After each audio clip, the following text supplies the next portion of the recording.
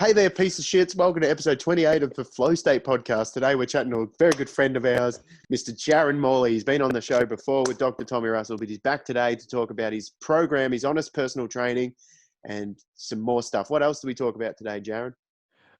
Sleep, Yes. motivation, a whole bunch of other stuff. The time just flew by. I can't remember. We actually spoke about how bad my memory is. So I'm kind of pissed off that you asked me. But yeah, it was really, really good fun. It was an excellent episode, Jaron, and we thank you very much for coming today for episode 28 of the Flow State podcast. And don't forget, you piece of clays can go and get one of the very last few of the Flow State podcast t-shirts, which are available via our website, flowstatepodcast.weeblysite.com, where you can go and check out some stuff and become a patron if you would like. We would love it if you could. It helps out with things like this and helps us keep running and rocking and rolling. We love you so much, you little bastards. We'll see you in episode 28. Belt it. Stay away from the aliens. Belt it.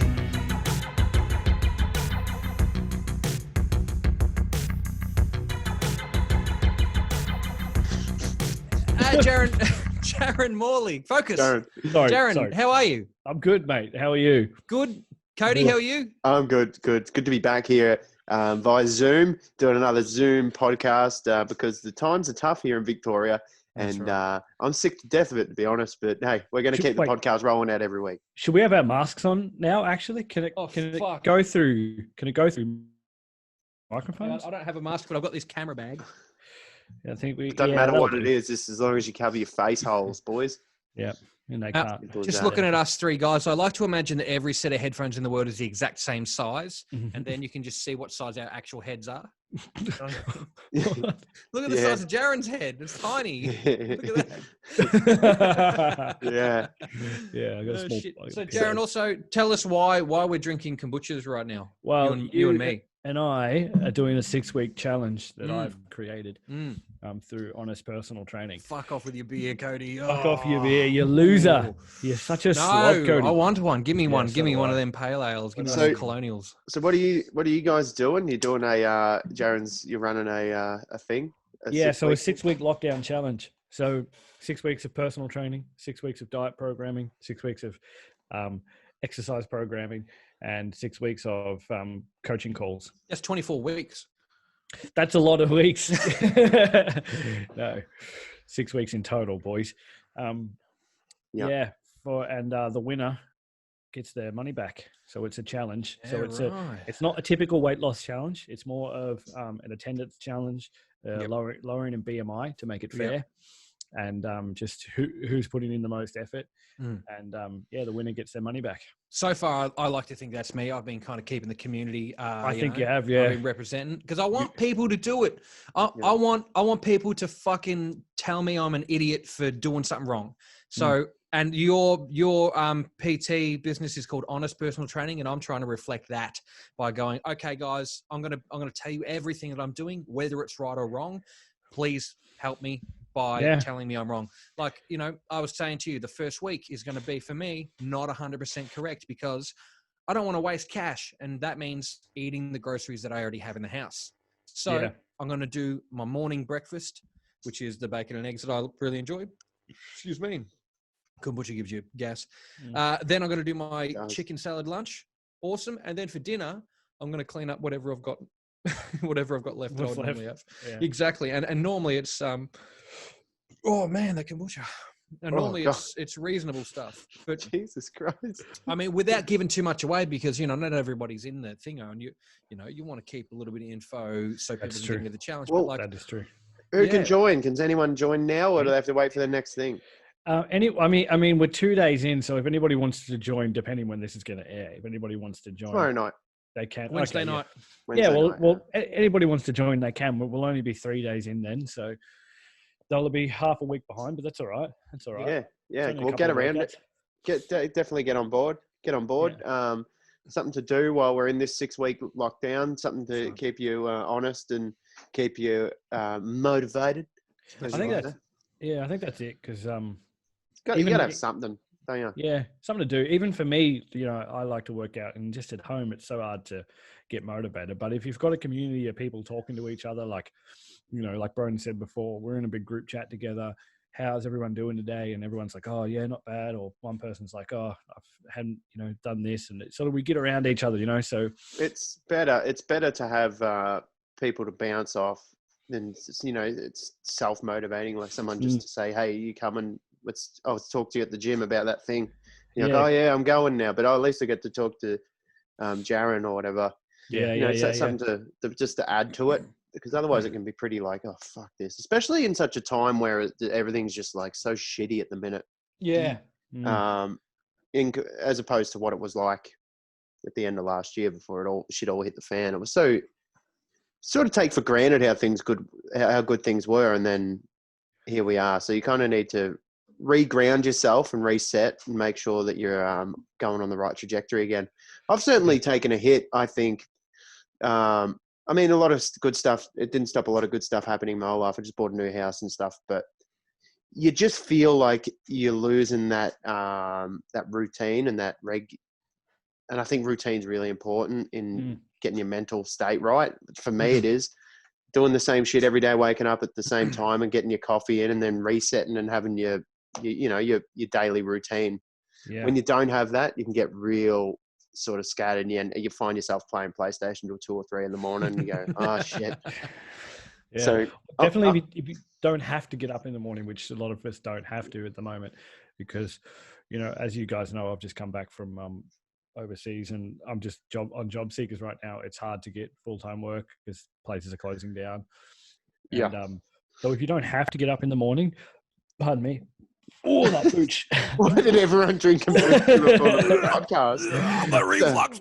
Yeah, it's good for you, I promise. Yeah, if you don't have to get up, it's hard to get up because being into health and fitness like I am, sleep is number one. It's the best thing for everything. My favorite thing to do.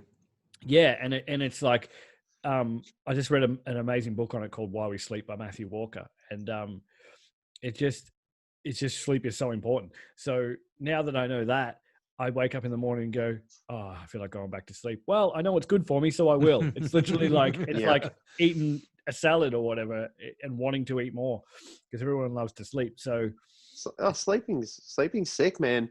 Dreaming sick. It's like, it's just everything about it is so good. Like last night I was having this weird thing. I'm not sure. I think I was slipping in and out of a lucid sort of state, and it was horrifying, but I can't remember what I was dreaming about, but my mind was going, as I was drifting off to sleep, it was going into this sort of horrifying, scared state, the brain, and I'd wake up again and come back to reality. It was just every 10 seconds as I was drifting off.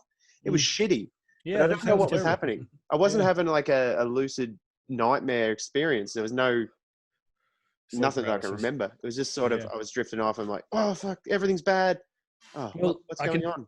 One thing that really stuck with me from the book about how important sleep is, and I'll always remember this, is every year when we put the clocks back or forward, which one is it for daylight savings? I never remember. Yeah, something like that. I don't know how many days are in a month either. I never remember the song.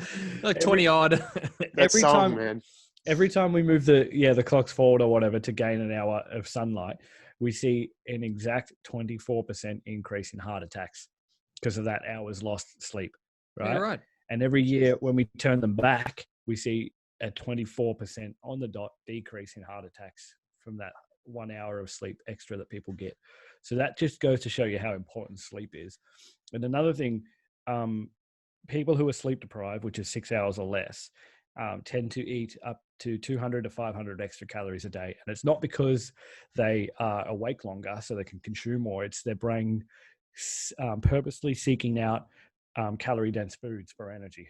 So they did an experiment where they got people who were sleep deprived and people who were like well slept to look at food, and we know what calorie-dense food is because we've experienced it before. And when they looked at food, certain parts of their brains lit up, when they were looking at the calorie-dense food, because they just felt like they wanted that to get them through the day. So, and the third thing that stuck with me is if you're sleep deprived, you're as impaired as if you were legally drunk when driving. So if you've had 2 beers, when you're sleep deprived, it's like having 2 beers when you're driving. And 80% of the population is sleep deprived. Oh, that's cool. That means I can have a couple of beers before I get in the car. Yeah, you might. That's 8 hours sleep. Get smashed in the morning. I used to work regular night shift, and you feel like you're fine. The sun comes back up, stayed awake all night, and you come good again. You're not tired anymore. You get in your car to go home, and the sun's glaring in your face, driving home in the morning, and literally, sweet morning radio. You feel pissed, and but not just a little bit pissed to the level where you're going to sleep, you're dozing off. That happened to me too many times. Yeah, the beers on the job at the prison probably didn't help. But honestly, you feel I dozed off too many times behind the wheel. Oh shit, it's fucked. Too many times. I don't want to even say the number. When I started reading this book, I was actually doing shift work. Not really shift work, but it was like events crewing. So it was any shift, 24 hours a day, 7 days a week. So I think one day I started a job at 1 a.m., finished at 6 a.m. and had an hour break. I slept on the floor of the venue, started again at 7 and finished at 12 or something, and then had to go back that night at 8 o'clock because there was an 8-hour break. They were like, oh, that's fine, but it took me 2 hours to get home on the buses and 2 hours to get back. And, you get like 4 hours proper sleep and have to come back. You're a zombie. And you're doing that kind of shit on the reg. And they set it up, so they were legally doing the right thing. They would start a shift at 11:59 the day before. So technically that shift was the day before. Yeah. The rules over in England, you can't. Oh, and so you were just on the job, carrying heavy shit, mind you, and just out of our minds. And I could tell, and like my memory is bad as it is, but it's bad already.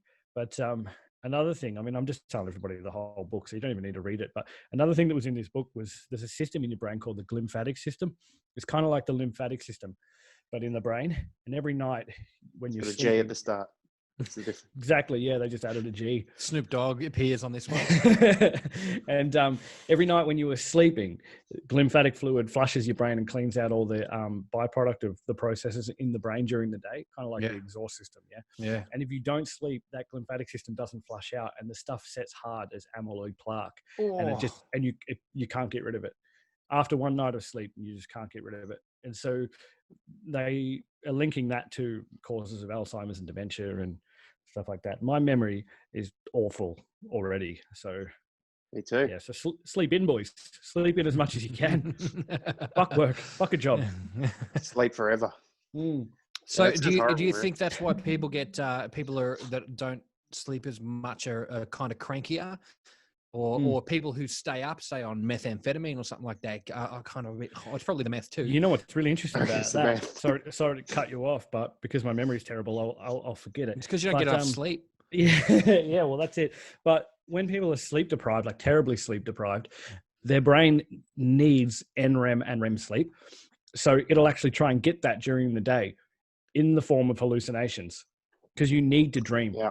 So your brain will actually try to dream during the day. And I don't know if you've been around meth heads, but after about 3 days awake, they get terribly paranoid. They see shit. They think people are talking about them, and it's just their brains hallucinating because they're sleep deprived. And that happens to us. If you go a week, sorry, go Cody. I was just going to say, like, I'm a massive daydreamer where you can be talking to me and I'm thinking about something else. like, and that's only happens when I'm tired or hungover, tired, same thing. And I'm thinking really, really like I'm really going away, and I'm thinking of scenarios. What if this happened? Like completely different places. And the more tired I am, the more I catch myself doing that shit. It's definitely true. Yeah, I find myself doing that too. Well, that's like, that's just like ADHD, probably almost. Like these hallucinations that people get will be not just them tuning out. Will literally be hallucinations. Like I've seen something, but yeah, man, I get like that even when I'm not sleep deprived. I feel like, have you ever done a float tank before? Yeah. Is that like ice cream sundae with soda on the bottom and ice cream on the top? If you just mix it with booch, it's so much healthier. The thing about float tank is just never put any of the water anywhere near your face whatsoever. Oh, it's all pissy. They clean it every time. No, I mean, it runs into your eye if you're inexperienced in the float tank, and it ruins the experience for about 10 minutes. Well, you know what I realized in a float tank is I constantly have music playing in my head because I wouldn't call myself a musician, but music's a massive part of my life, and so I'm constantly listening to music and whatever. And I realized that I have a song playing in the back of my head that I was listening to. Theme music to my day. And then and then you've got about 3 or 4 layers of thought or whatever. And like, you know, it just, float tanks are amazing. So like I realized that there's a song, the radio's turned on in my head. And like the what is the monkey hitting the cymbals coming and everybody's pretty much. Hey now, and then Broden pops up, hey now, and then happiness. And then Cody comes in with the back end vocals. That's pretty much what's going on in my head. Yeah. And then there's a thought process. Do you reckon you have layers of thought?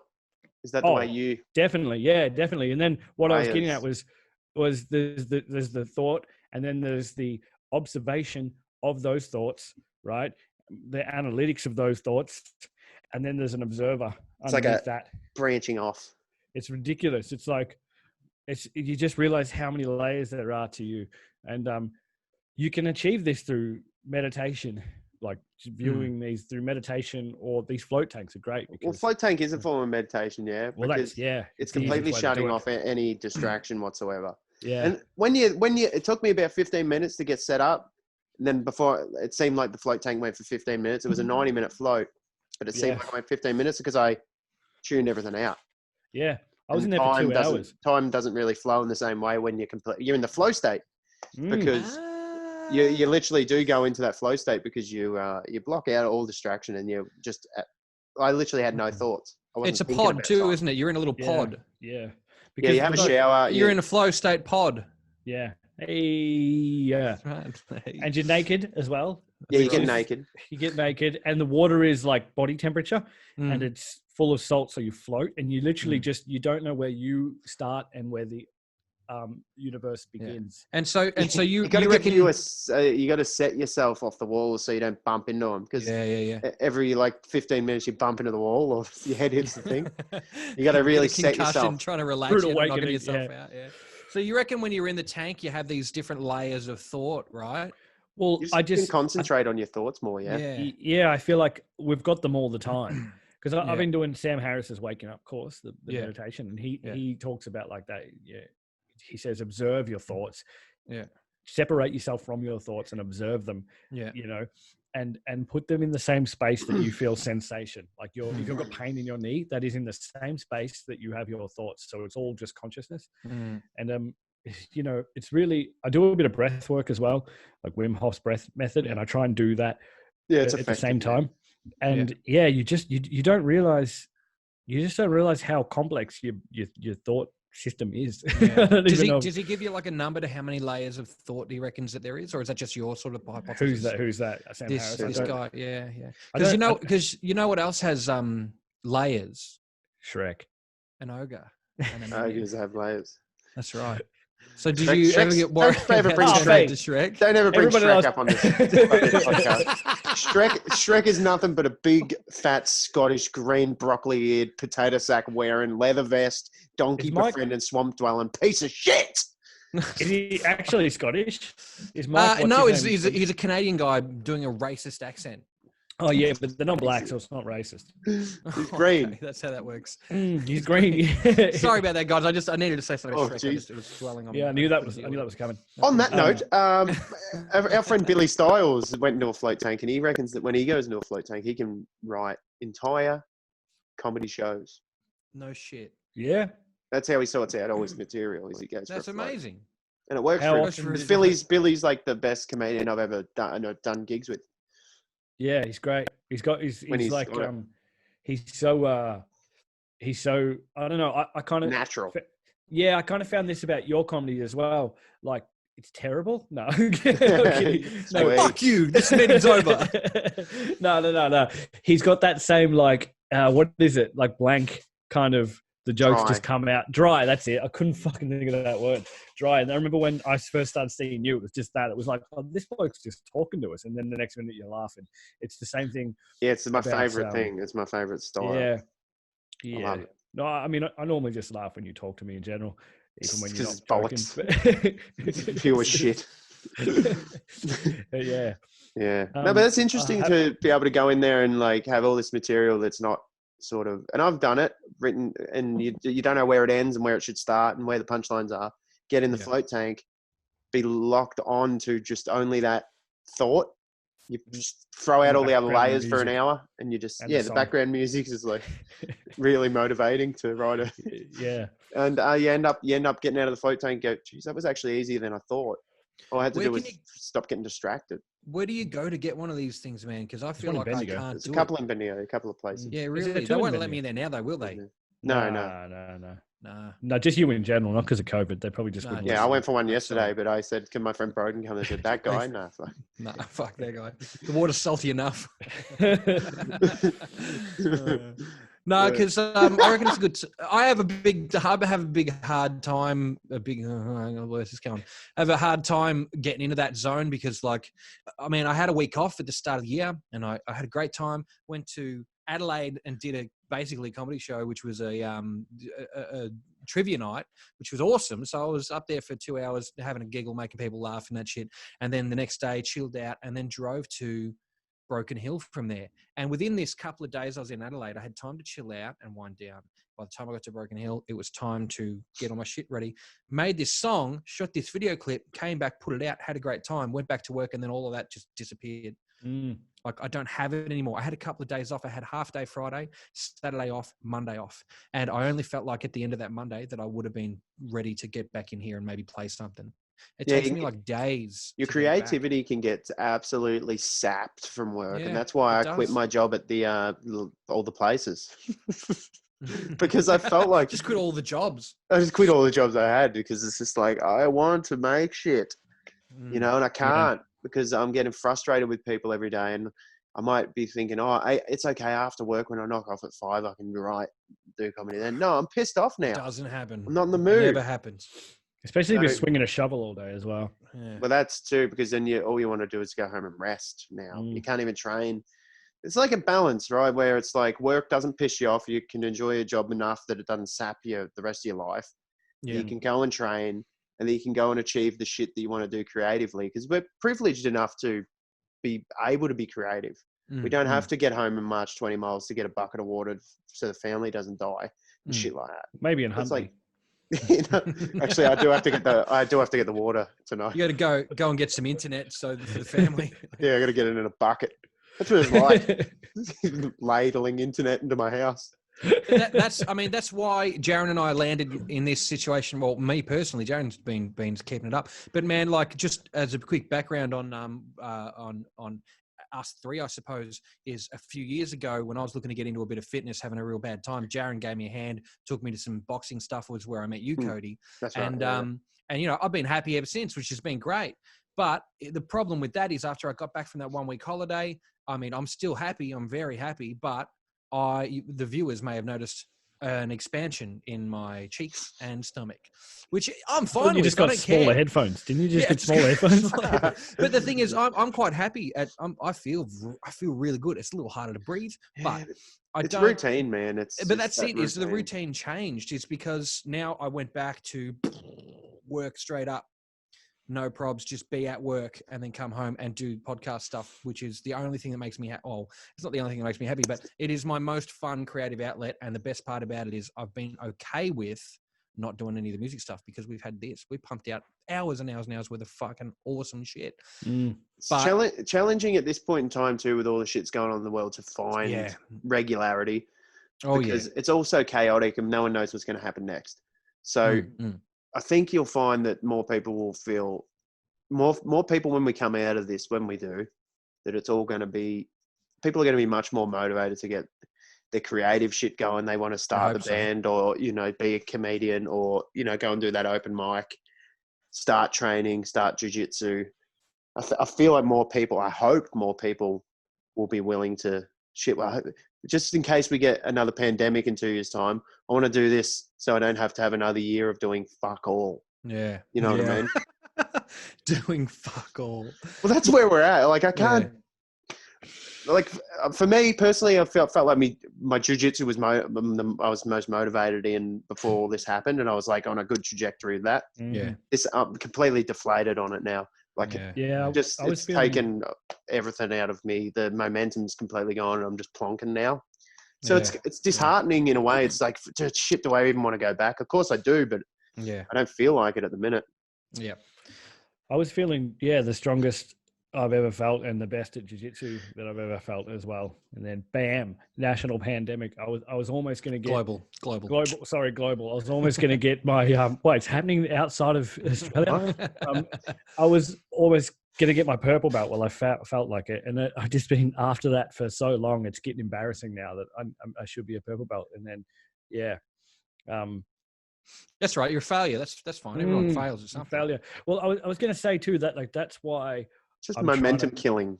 Well, that's why I'm back on the motivation killing of work. That's why I'm trying to make my job something I really love. And like you're in a kind of a job that you enjoy though, Broden, right? Oh yeah, I love it. Yeah. Yeah. If it weren't for all the bloody customers, no, that's great. Yeah. So I mean, like, I guess if it gets stressful at work or whatever with people at work or customers or whatever, you got to remind yourself that you're doing that. Something you enjoy. Like I try and do that now. I mean, I don't have many customers and I don't have a lot of work to do, but sometimes like, I've got to write that program up and I can't be bothered. Then I'm like, well, I'd rather be doing that than crawling through a fucking roof full of itchy bats and a rat. The other day I was doing some cabling and I was trying to flick up this cable to get one of those, insulation bats off it. And it was heavier than usual and it was folded in half and it just flicked up enough just to open up. And there was a fucking rat with all its babies sitting in there and shit. And it was like, and I was just like, Jesus fucking Christ. That's a good meal there, mate. What are you talking about? Yeah. How many carbs are in that? That's a Shrek meal. That's right. It's a bit of protein. Protein and fat. We rat. Rotisserie style. Yeah. And I just thought like itchy for the next 3 days. And then I just That's just the dirty feeling from the baby rats. It doesn't go away. Itchy between your nose and your face where your face meets your nose? No, I just get itchy on my arms and stuff. And like, I can't, it just feels like I'm being stabbed 1,000 times. Insulation used to kill me. Yeah. Surely we can come up with a better idea. Maybe. Well, they have. Now they got wall. Shit. Yeah, because that fiberglass stuff. Like I learnt why the fiberglass isn't as bad as the asbestos because the asbestos particles are a little bit bigger. So they got a hook on them. Well, they actually get stuck in the lungs, and the fiberglass ones they do, but they can be pushed out by mucus. So I feel like asbestos particles have like a barb. They're a barbed particle. Right. So when they get into the lung, they can't be simply pushed out without sort of shredding and opening up all your lungs. Now, asbestos is a brand name. Is that correct? Is it? I thought it was a brand name rather than like a chemical formula or something. I thought it was the name brand of the thing. I think it's not a particle, but I think it's a material. I think it's named after the guy who invented the type of shit. Was he doing asbestos? He killed... Come on, guys. No, right. He was, and he fucking killed hundreds of thousands of people. Oh, he did, yeah. It took him 40 years. He slowly did it. Yeah, that shit's everywhere too, man. It's like it's real bad. Walls and stuff. Well, it's another Broken Hill spot there. Broken Hill's got, when you go over the Telstra things where it's got the little tile on the ground, you can lift it up to get into the pit. They're made of asbestos. They're like, they've got the fiber as a reinforcement in the concrete. It's actually everywhere. Asbestos is okay until you disturb it. Obviously. Yeah, exactly. Mm-hmm. So it's like it's everywhere, but just don't fucking put a drill. Don't hammer it. Don't do anything with it. One of my jobs was next door to an area where they used to bury asbestos, and the trucks would pull up. And the guys would get out there being hazmat suits and all the stuff. They'd be spraying water to keep the chemicals out of the air. And we're literally behind a chicken wire fence just walking to work. Nothing on. Oh, guys, they're all going to hazmat. Yeah, it's fucking dusty. Hey, mate. Yeah, they take their mask. That's the funny thing is, you suppose you've got to wear a mask up in a roof too, don't you? Yeah. I mean, you don't. Now you do. You have to wear one. Well, no, we don't have to now. Like that's part of it. Like if you're doing a job, it's not unethical, but it's illogical to wear one. Like you couldn't wear one in a roof. It would just. Well, what about like there's this? You've got to wear them everywhere now. I've taken the liberty of doing more farts at work because no one can smell them. Yeah. So I reckon it's a good thing that if everybody puts one on, then I can just let them go anywhere. And it takes at least another whole minute to get through an N95. So by that time it happens, you can be well out of there. I just can't get over how you don't know if people are smiling or not at you, unless they're like really, really like I love it because that means I don't have to smile at everyone every time now. That's great. I just be like, "G'day, what do you want?" Yeah. I do that that closed mouth, closed lips smile to everyone still with the mask on. Yeah.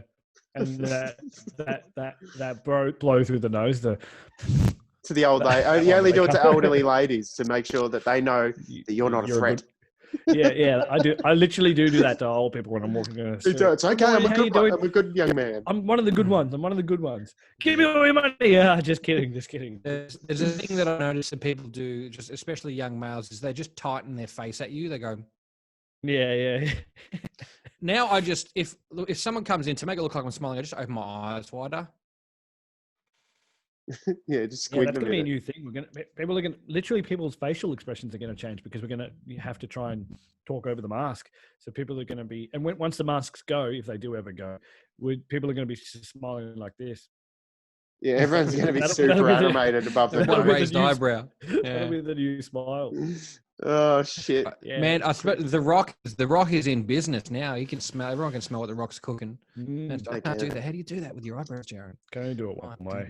Can't do it the other way. You know why I can't do it the other way? Because of eyebrow piercings.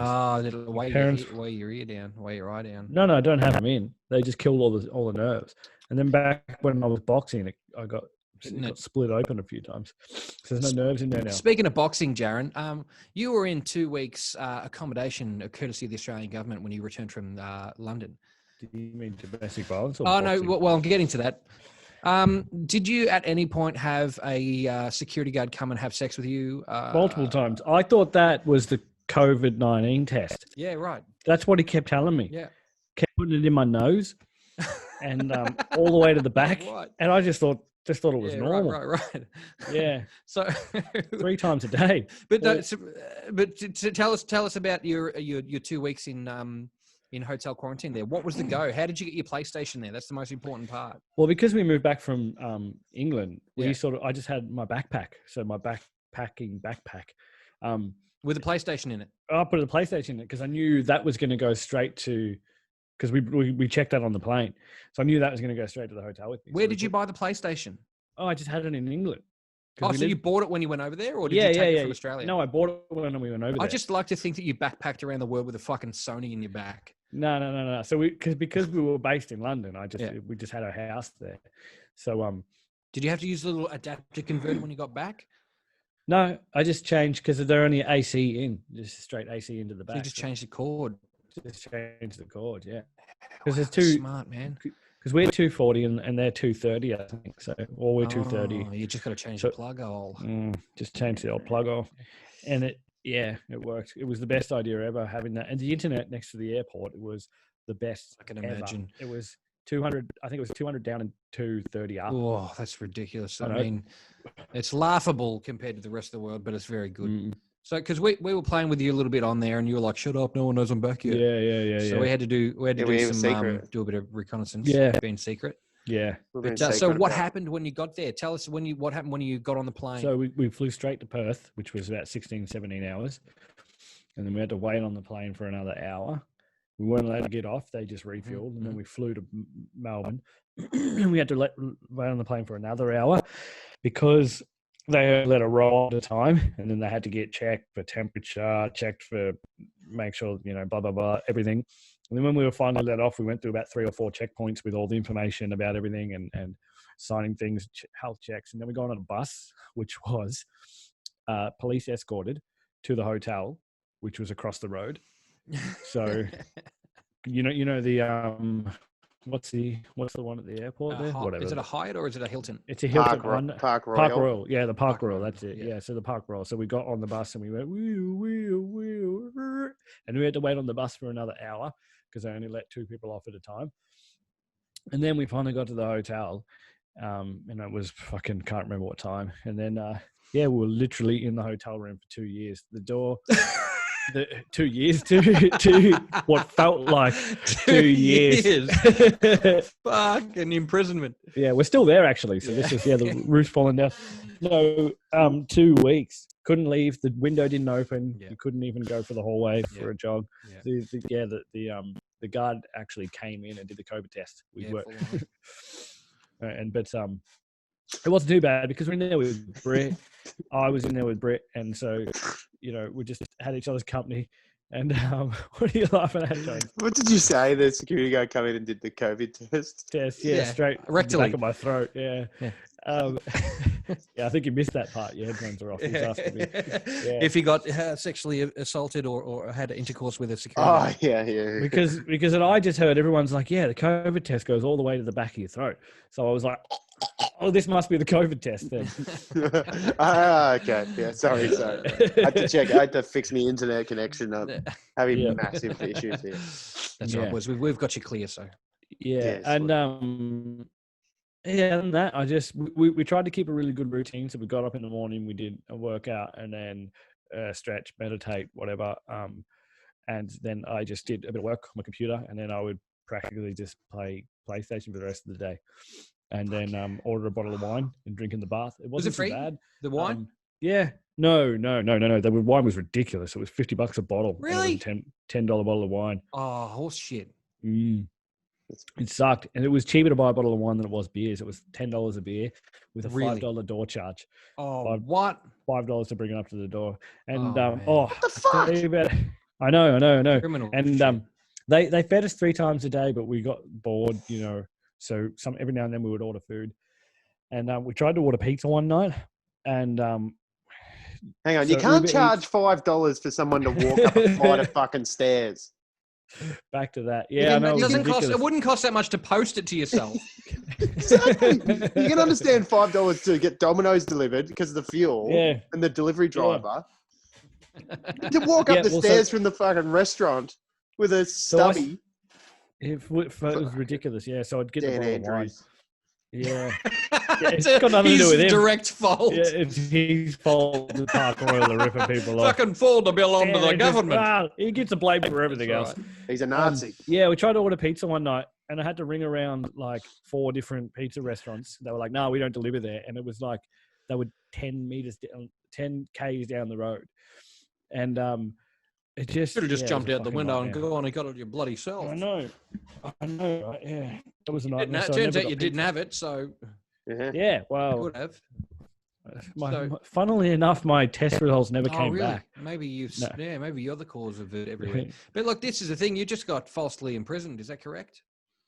Technically, we were imprisoned. Yeah, isn't that mad? We were actually that $5 fucking door charge. That's ridiculous. Yeah, no, it's actually that's the real crime here. It's actually completely legal to lock anyone up as a directive of the chief medical officer of Australia, boys. Yeah, ever since 2010. Yeah. They passed the laws through Parliament in 2010 that says at the discretion of the chief medical officer, police officers and such have unlimited power of detainment and unlimited power of entry. Yeah, right. That's why that girl, right, who was being the smartest to the cops and filmed it and laughed with the cowboy hat on, right? Oh yeah. The cops in the first video didn't know their powers in this pandemic. They could have fucking slapped the shit out of her right there because it's at the discretion of the chief medical officer. They didn't know it at the time. That's why when they caught up with her the second time, they smashed her window, grabbed hold of her and dragged her out of the car and searched the car without a warrant and shit like that. Yeah. It's a bit rough, isn't it? I mean, like if you it's too much. You can't have unlimited power of detainment and unlimited power of entry regardless of what's going on in the world. But if you're allowed to do it, you'd probably give it a shot, though, wouldn't you? You'd be like, I could bust a couple of windows, drag some Triple J fucking presenters out of cars. Imagine oh my God, I just want to go through here, so just fuck off. I want to go to the festival, right? Imagine all You're like, listen, bitch, we don't know what we're doing, so I suppose you better let you go. Imagine all the power trippers. Yeah, well, that's the issue. When they find out that, what, I'm allowed to do that? Yeah, exactly. Yeah. That's the issue, like, I don't think they should have been able to smash her window and drag her out of the car. That sounds very totalitarian, but would have been fun though. I'm sure. I mean, it would have been super fun. And I didn't watch the video, but from what I heard, she was super annoying. She was just like, "Whoa, I got through. I can." Yeah, she was.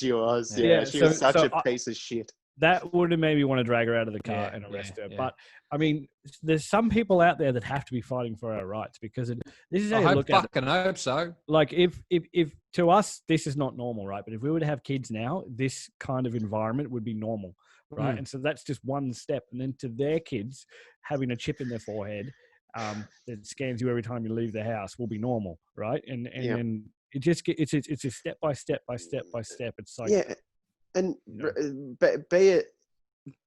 Perhaps it is the correct thing to do in this pandemic, right? Perhaps it is. I don't know. I'm not that smart.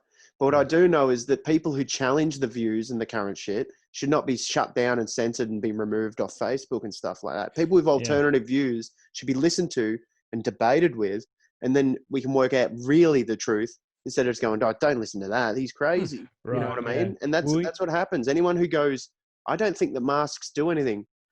Oh, you're anti-mask. You're a fucking idiot. You're a moron. I don't want anything to do with you. Well, what kind of society treats people like that? Have a fucking discussion to them so that you can educate them along the way if you know so much about it, which most people don't. They don't know anything. Well, that's but I already know. The TV said everything I need to know. What do I need to know any more than that? Bullshit, boys. Well, that's why Facebook's not a very good platform for this, because you do have just scrubs putting up dumb shit. It's like, well, if this disease is so bad, where's all the like hazmat suits and all that kind of stuff? Yep. And like that stupid post that I put up, I wrote, imagine a disease so deadly that you need to get tested to see if you've got it. And I just thought that was funny in the moment, and everybody was like, fucking surely you can't be this dumb. And I'm like, well, I'm pretty dumb, and it's just the only reason they said that is because they're fucking they bit on it because they've got nothing better to do. They're the type of people that fucking bite on dumb shit. But regardless of whether it's true, false, or anything, you're just a guy saying a thing. That's all you are. And we all are though. That's the thing, is think about anything you've ever learned. You've learned because someone said it at you and you've gone, oh, I believe that. And you've gone, and then you'll say it somewhere else and someone's like, no, that's not right. And then they say it's this way. And then you go, oh yeah, okay. And then your view changes again. And anything anyone ever learned from anybody, unless they fucking conducted the scientific research themselves and created the fucking test, exactly, has been just hearsay. Especially even, you know what I mean? Even a lot of it's really, really accurate. Even professionals. Like I have this argument with people a lot of the time. Like someone, especially nurses, because I know a lot of nurses and they seem to think that they're medical professionals and doctors, like I know some great ones. I know some really great ones too, but there's always like, actually I'm a fucking nurse and I fucking save lives. I don't know what you did today. What, cleaned some clothes? Well, I save fucking lives, okay? Well, like whatever. When it comes excuse me, like, Jaron. I saved a fucking life today, all right?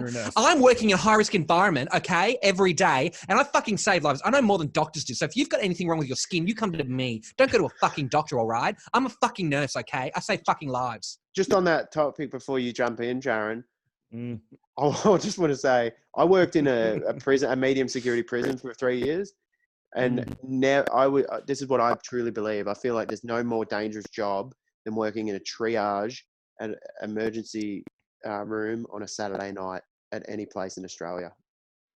Did you say you worked in a prison, or you did work in a triage? No, I worked in a prison. I'm just saying the triage nurses are working shitty places. Oh, right. You work in one of the most dangerous environments in the world and still thinks the triage is worse. And it is. That's and like I take the piss out of nurses, but only fucking smart ass bitches. My point was, Why is it women?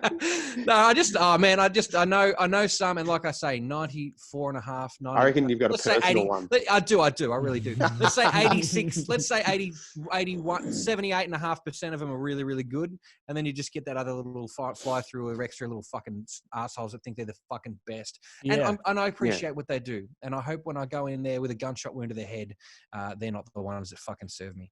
Well, no. Okay, maybe nurses were the wrong profession to talk about. But when it comes to health, like you always hear them say, like, I'm a nurse, I would know. It's like, no, you wouldn't know. You don't know everything about health.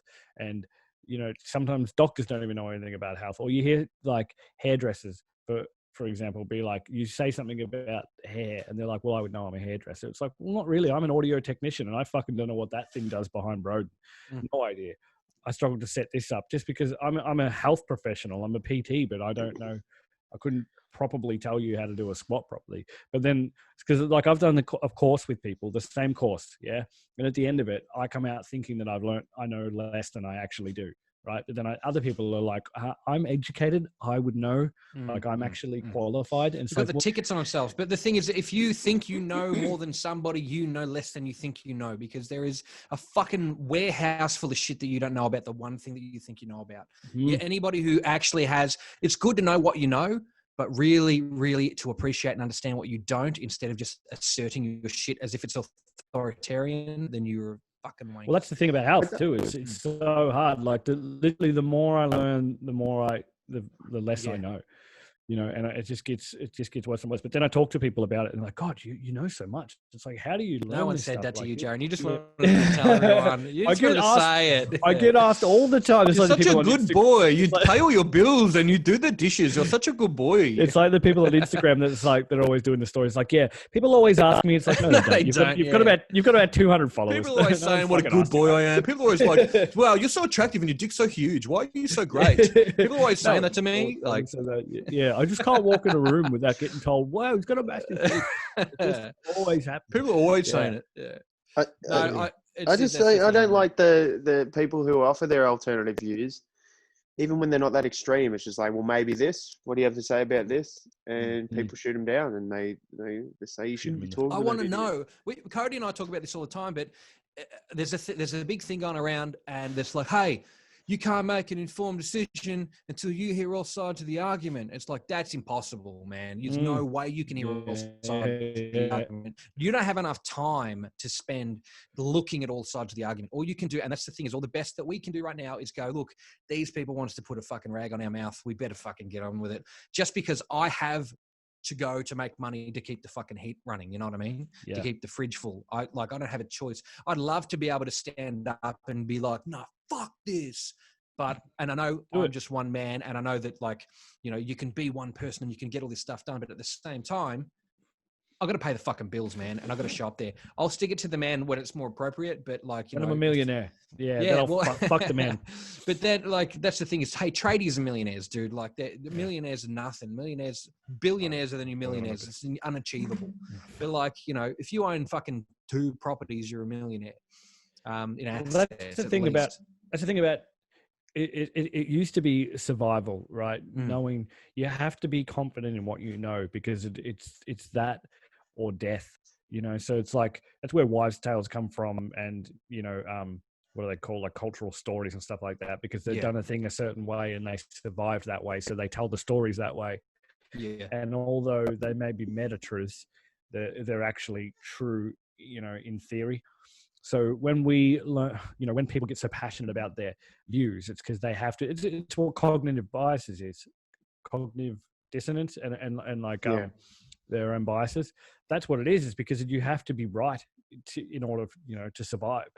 But we're literally in the information age where you just got gigabytes and gigabytes of data coming at your face all day long, and it's like, fuck, what do I do with all this information? So like, I'm at the age now where I'm just like, I understand. I know what I don't know. I know what I know, and I know that I don't know a lot. And then I'm trying to do the best with what I know. How do you know what you don't know if you don't know you know it? You don't know you don't know. I know that I don't know what I don't know, but I don't know that I know what I know. So I just go with what I know, and I don't go with what I don't know. I'm getting a hot head. I'm getting a tired head. Yeah. What was the question again? I wasn't listening to any of that. What are we doing again? What is this? Why are we here? Yeah. What is love? Baby, don't hurt me no more. No more. Yeah. So anyway, Jaron, you ever seen a space alien or what? Okay, yeah, good. Anyway, next question. Yeah. Next, what's next? Yeah. No. Yeah. No, look, it's a tough one, man. It's interesting. Like, what do you do, really? At the end of the day, you can kick up a stink and make a big fuss about it and be a jerk and tell everybody you're the fucking best, or you could just be like, well, how are we going to get through it? You know, what are we going to do for each other too? This is the thing in life, and I believe that. Go about your life and do the best you can, and do your best not to make a cunt of yourself or to give anyone else any trouble. And, you know, if you can get away with that, you can get away with the skin of your teeth by that. Hey, some people deserve to be pissed off, though. I mean, like, if you've got people out there that are out there to hurt you, then, you know, do the best you can, help them to a point. You know, don't put yourself out. That's one reason why now this is tooting my own horn, but that's one reason why I want to do this whole personal training, own my own gym thing, is because I want to be able to be in the position to help people in positions like it's just not lower than me, but in worse off positions than me. That makes me feel good, and that may be selfish. Like that's a paradox in its own. Is like I like to help people because it makes me feel good. So is that selfless or selfish? Like you got to look after yourself, right? Though. Yeah. So, yeah, you definitely do. So like you need to figure out where your boundaries are. But that's like another thing. Like I would love to be in a position where I know I can help someone out if they're in the dire straits. I can give them a job, or I can give them a free membership to my gym, or I can teach blah blah blah blah. You know, so that's my goal in life, is just to be. So what you're trying to do is you're trying to call me fat. That's what this is. That's really where I was going with this. That's why we're friends. I always knew you were a piece of shit. Yeah, because you trash, and I'm just trying to get you out of the bin. Because I've been in the bin. I'm trying to like get you out of the bin and put you back together. Like I'm in the bin. That's the yeah, I'm still in it. I'll be in the bin. Yeah, I live in the bin. No, I know what you're saying, Jaron. It's like, yeah, you just want to help people in the future. You want to be in the position where it's like people will come to you for help, and you'll be able to give it. With your comedy. Like if you were in a position to see an up and coming, like someone struggling, and you could give them 5 minutes before your set or whatever. That's why we're both here, Jaron. Remember that time Cody told us to do that? Yeah, and you bombed, and then I slayed. And then that's why I'm here, and you're not here, you piece of shit. And I fled to a different country. That's right. You're so fucking embarrassed you had to move country. You quit comedy. Yeah. Quit comedy. Yeah. I did it one more time and then bombed hard and quit comedy. I mean, there was only 4 people in the room when I did it the second time. So is that technically bombing? Hey, there was more people in the room than I was there. No, they left halfway through my set. Oh, okay. So I just, yeah. So it was good. That was a good time. It was a good time. Yeah, it's funny. Yeah, like you freak out so much about something, and then when you get up there, it's like, actually, this isn't that bad. It's when it's going bad. Then you know that comedy's really shitty. Yeah, I'm lucky not to have shockers. I was blown away that people were actually laughing, and especially at parts that weren't meant to be funny. They're laughing at you. Yeah, but that doesn't matter as long as they're fucking laughing. As long as they're making noise. Yeah. Man, that's the first 3 years of doing comedy, I reckon, is finding out what makes you funny. And until you found that out, you'll get laughs where you don't expect them, because it's like, I didn't know I was funny in that way. And then all of a sudden 3 years rolls over and you're like, oh, I just got to do that thing that everyone laughs at all the time. It's like, even if it's just like something that you do, like a look or a side pause or something like that, and everyone reacts to it. Over time, you start just adding it to the way that you speak. When you get off stage. Darwinist. Yeah. Bit of a background on this for people watching and listening is so Cody used to run the Cody Jones Variety Hour at Shamrock downstairs. No, what's it called? The fucking Gold Mines. Yeah, I wanted to do a weekly show where I could host for 20 minutes and try out new material and get a special guest to talk to him on stage. Yeah, didn't last because the pub shut down, but but it was cool. And so Jaron was there for one of them, and Cody was like, hey, Jaron's going to get up. And Jaron's like, I'm going to get up. And Cody said to me, hey, come fucking support Jaron. And I'm like, yeah, okay, I'll come check it out. So I show up at the joint. No one's there. It's just Cody up on the stage and Popper's doing some sound. And Jaron's sitting there. Just kombucha fucking sweats. Jaron's sitting there and goes, oh, what are you doing here? And I'm like, and I just walk in and go, I've come to fucking watch you bomb. And he's like, oh man, I'm fucking nervous as fuck. Oh, I'll tell you what, I'll get up if you get up. I'm like, don't fucking drag me on this. And he goes, no, serious, man, I'll get up if you get up. And I'm like, fuck, man, I'll get up and suck just to watch you bomb. And then Jaron got up and did his thing because I'd never done comedy. I made fucking set up while I was sitting there waiting for them to go. Yeah, you're a fuckhead. And then just putting it modestly, Jaron got up and he did good. He did a good time, but I got up and fucking killed it, man. I was so good, man. Everybody was like asking for my autograph and shit. It was so fucking good, man. I took home like 50 chicks, man. He did. I had a good time. It was good, and I fucking loved it. It was a good night. I had a bit of a laugh, and that crowd was like good. It was such a tight, packed room, and everyone was laughing. And they were really cool. Man, I missed that room. Was apparently there. Yeah, Tommy was there. He talks about that to this day. Yeah. Cool. Yeah. It's such a good room for comedy, that one. It's weird how like sad. It's gold. Man. Yeah. Gold Dust it was a bit like too open and people weren't, I don't know, there's something about the energy of people being packed shoulder to shoulder that makes them laugh. Oh, it's a low ceiling too. Like the lower the ceiling is, and it's just like it makes you feel like you're in a New York comedy club. Yeah. Even when you're doing the comedy there, you're like, you can see everyone that it's like they're literally in the same room as you. You know what I mean? Like a lounge room. Yeah. You really connect. Yeah. You can see someone who's not liking you at the back row, you know? Yeah. When you can pick on them. When we did Rod Laver Arena, it was a bit. It's too big. Oh yeah, we did Rod Laver. You mean when you were doing events for Rod Laver and you were being roadie? Yeah, we just couldn't. There was like hundreds of thousands of people. And just can't Cody did a massive gig with Dave Hughes in Ballarat. Oh, that's right. Ballarat. That was Ballarat. 350. And apparently Goxie was doing sound for this gig. Oh fuck. Yeah, Aaron Gox was there. He was doing the sound. It's good. Goxie was fucking working the gig. But like I've heard that, and I still, I still to this day I've heard that because Cody recorded the gig in his pocket just as he went out.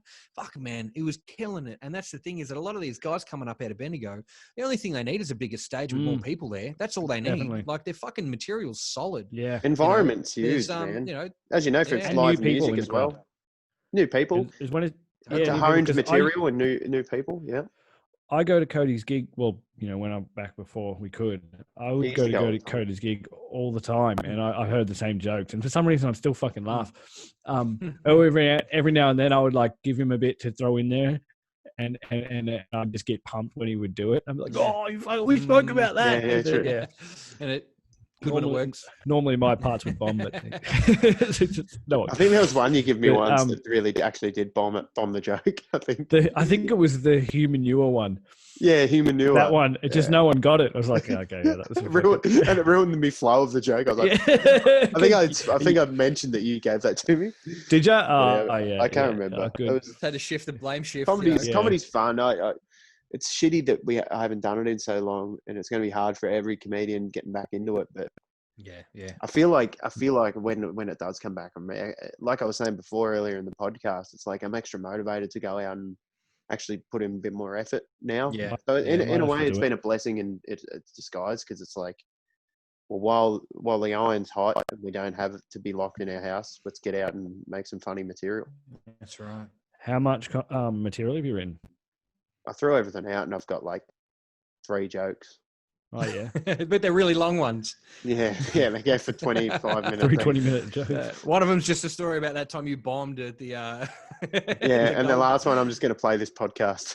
Yeah. On a projector. If you guys could just tune into this. Yeah. I'll be at the pub.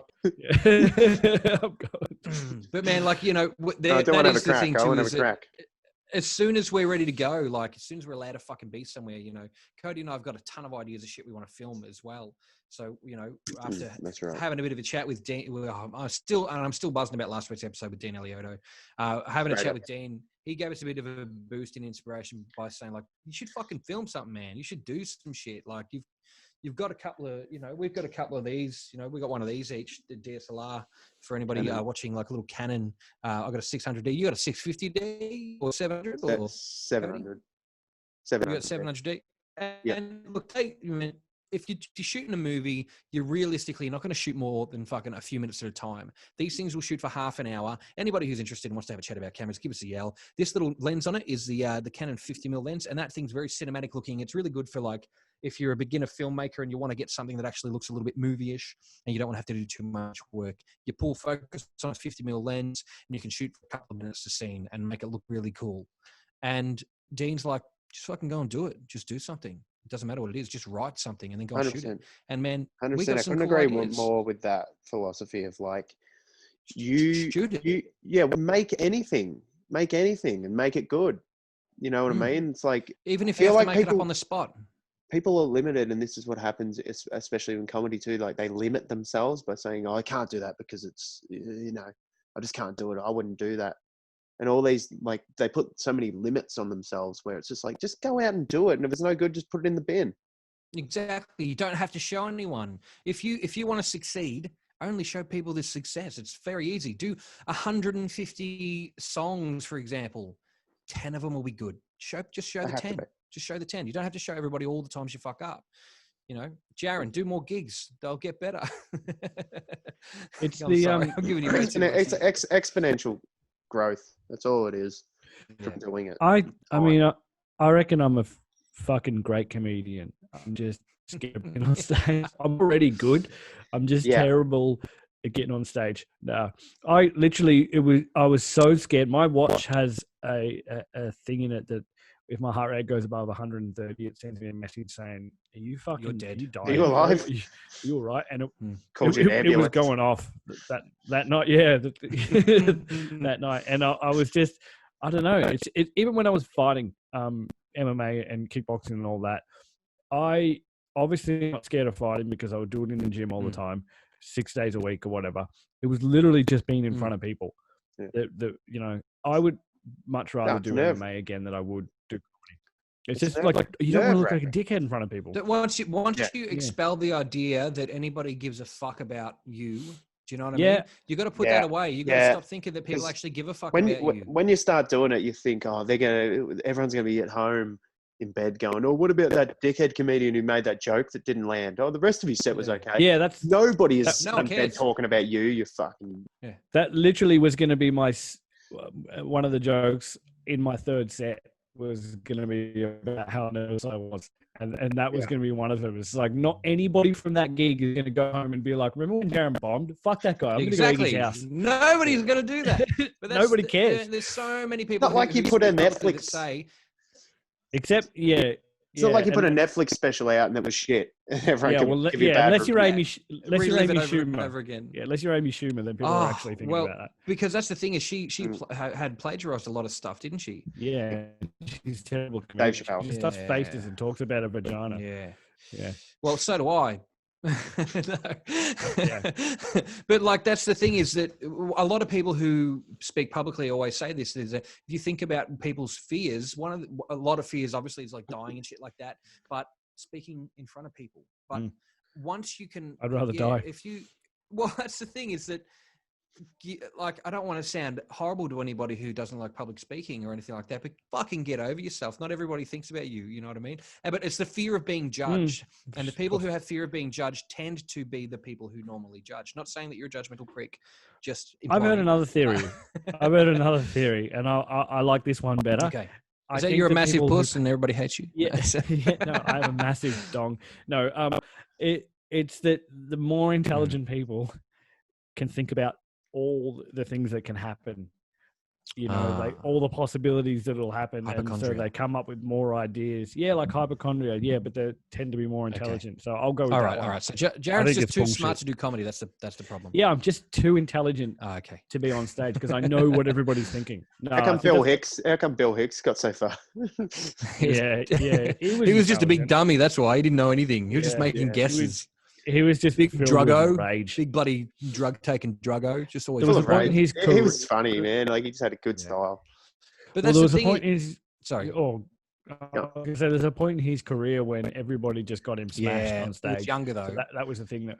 Yeah. But there's a video of him just screaming into the microphone. Bill Hicks and George Carlin, I don't really see them as comedians. They were just people who told you about stuff that was happening, and your reaction to new information is laughter. Like, it's like, it's funny and true. Yeah, well, that's like Bill Hicks and George Carlin were just angry motherfuckers telling you how shit is and how fucked you are, and people, they would frame it in comedy where there's other people out there who are saying stuff that's like that, and they're getting kicked off the internet. And, George Carlin was like a poet, though. He had really good cadence with his words, and he was able to memorize massive amounts of words, and he'd also use rhymes and stuff like that. Like, he was like a ridiculous. Bit of a, right. Like, his ability to remember. He's a rapper, beatnik rapper. Yeah, a limerickist.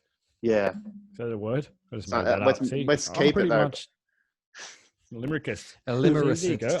A limericist. I could do what he does. Yeah, he'd be like, we're too far gone, but we're not far enough. We're blah, blah, blah, blah, blah, blah, blah, blah, blah, blah. And he'd just be like going like that for like 20 minutes. And people are just like, this is amazing. But then about 15 minutes in, you're like, he used to write for Jay-Z. Yeah. Yeah, did he? Yeah. Nah. When he was 75.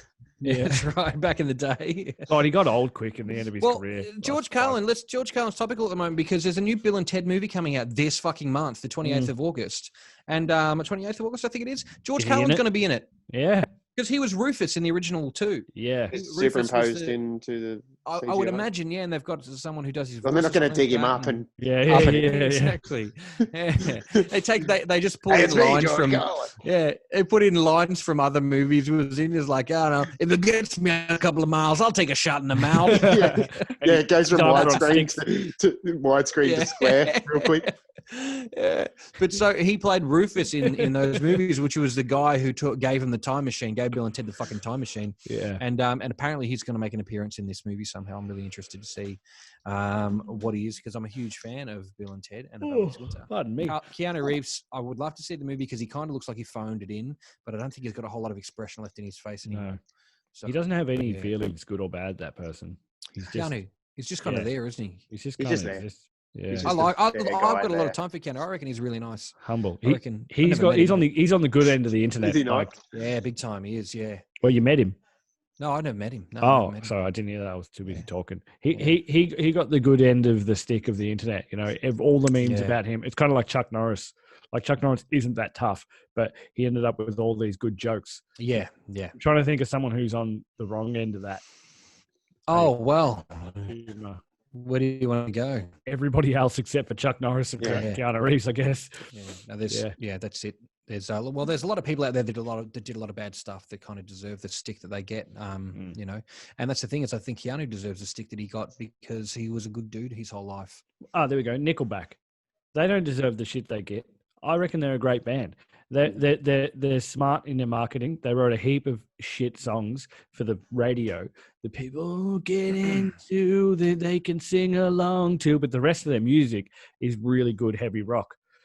You know. Okay, guys, that's the end of episode 28 with Jaron Morley. I love CrossFit and vegans as well.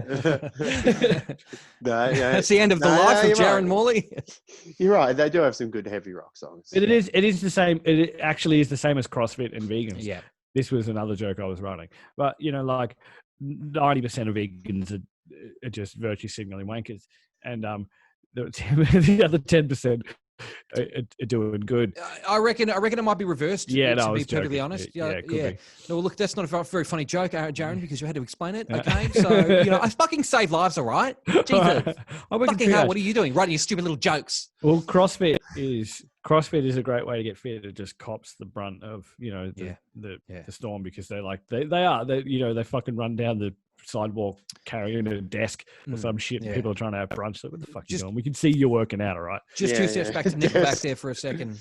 Nickelback, man, I'm not a fan or anything like that. You're a human being. I had an ex-girlfriend who loved Nickelback, and I was like, oh, really? This is over, bitch. Get out. But put on some Nickelback in the car one day, and I didn't know what it was, but I was like, hey, this is heavy. Like, this is pretty heavy.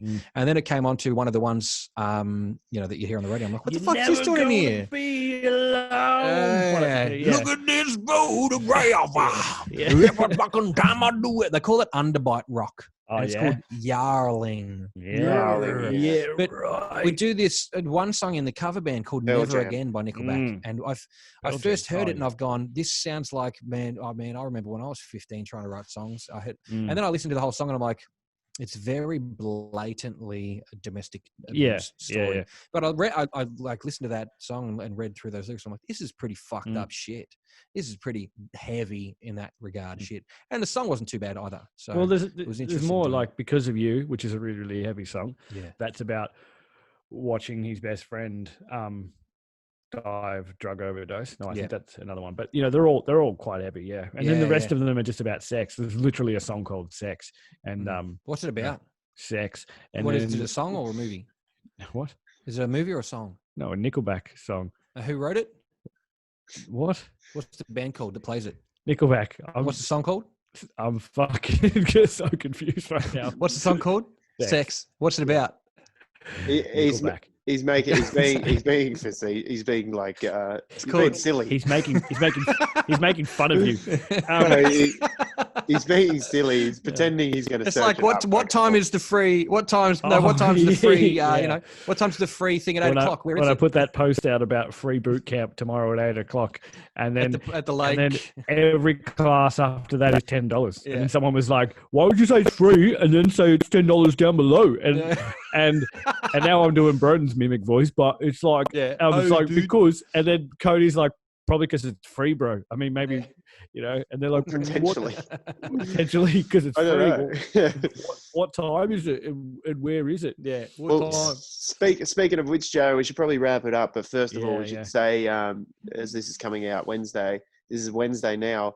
If people want to sign up to your 6-week quarantine challenge, how do they do so? What's the best way to do it?